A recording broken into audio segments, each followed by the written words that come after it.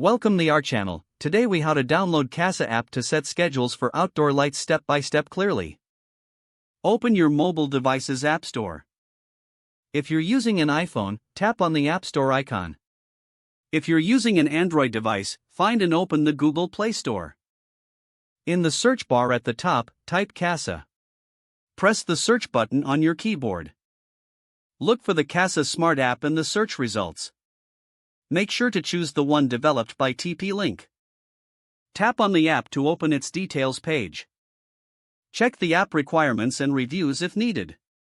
Now, tap the download or install button. Wait for the app to download and install on your device. Once the installation is complete, open the Kasa app by tapping open. You might need to create an account if you don't have one.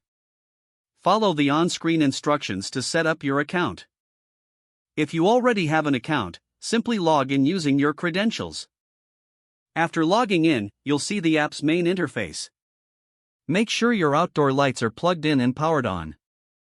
Tap the plus icon or add devices to start connecting your lights. Follow the prompts to select your device type. Ensure your phone is connected to the correct Wi-Fi network. The app will guide you through the process of connecting your outdoor lights.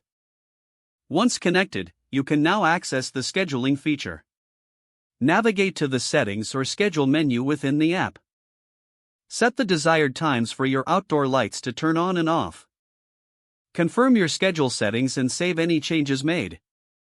Your outdoor lights are now scheduled and ready to go.